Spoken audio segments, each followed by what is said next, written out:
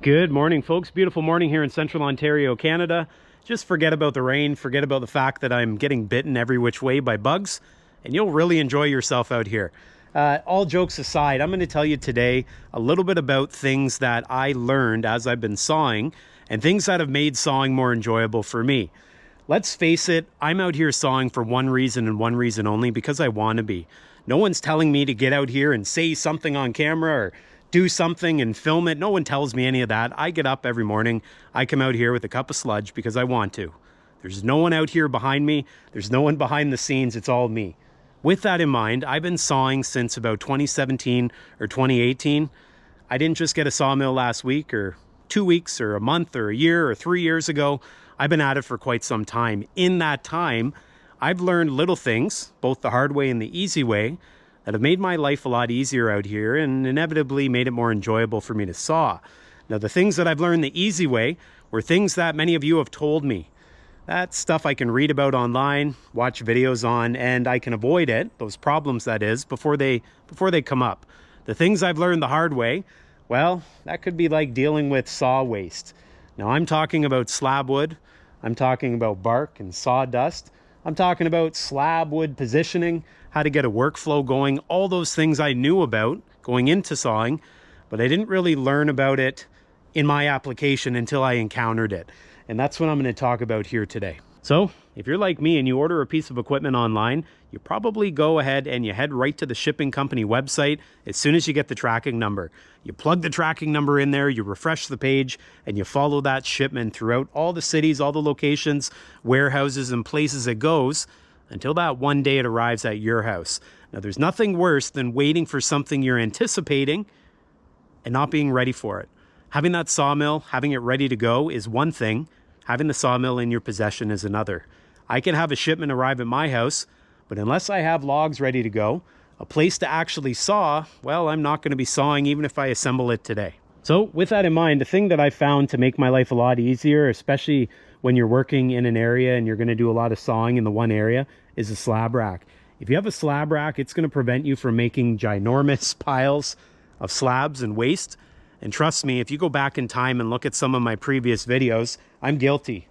I never used to use slab racks. I used to get lazy. I would just throw the slabs out the back of the saw shed. And well, they pile up and they're not going away. I used to think to myself, oh, the pile's not that big, until one day you go out there and the pile's above your head. Get a slab rack going, and what that's going to allow you to do is keep it all contained. And in my case, I can then cut it up because I use it for firewood, or I can keep it contained and draw from it to run it through my chipper, which you've seen me do before to make chips for my trails. So if you don't have use for firewood from slab wood and you're not going to chip them, make sure you have someone lined up who's going to come and take the slabs out of here. Now, different places you can sell them. In my area, that isn't really feasible. This stuff is often given away because we have so many softwood trees in this area. So I'm not going to be able to sell it, but at the very least I could give it away, have someone else use it, and it helps me by not keeping the mess here. Another thing that'll sort of rain on your parade and really make owning a sawmill a bit frustrating is not having a steady supply of logs. Now, I feel very fortunate that I have access to almost an endless supply of logs, but that isn't necessarily the case for everyone. If you have to buy logs or you're getting them from someone for free, like a tree service maybe, you got to make sure they're going to be there when you want to saw. Nothing takes the wind out of the sail more than not having logs ready to go when the sawmill's sitting there looking at you. With that in mind, in order to keep sawing fun, you got to make sure you have a way to get the logs up onto your sawmill. Now, if you have a sawmill and it doesn't have a trailer, it's sitting down on the ground, really low like my first sawmill was, you could build pretty much any type of ramps to get the log up there, assuming your log's not 30 inches in diameter. Then you'll have to put in quite the work. But if your sawmill's up higher like mine is, you certainly need a piece of equipment or some sort of dedicated ramps or even log bunks like this to get it up here. If you don't have those things ready to go, well, you're going to be sitting there once again scratching your head trying to figure out how you can actually make a piece of lumber with your new sawmill. So maybe you have a way to deal with the slabs. You know what you're going to do with them. You have a steady supply of logs coming in. You have a way to get the logs up onto the sawmill. To keep that sawmill happy and, well, to keep you happy, you have to have a steady supply of these sharp blades.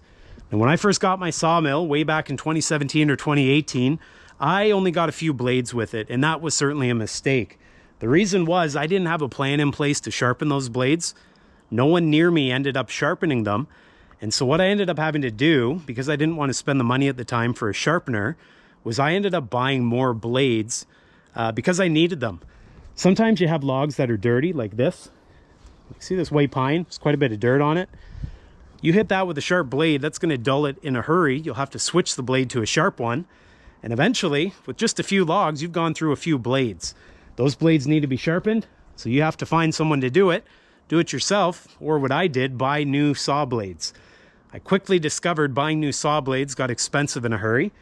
Several years later, I did end up buying a sharpener, and all those blades that I kept constantly buying, I stockpiled, so I didn't throw them away. I got to sharpen them and eventually put them back into the rotation. So way back when, right about where I'm standing, you may remember that lean-to I built out of logs.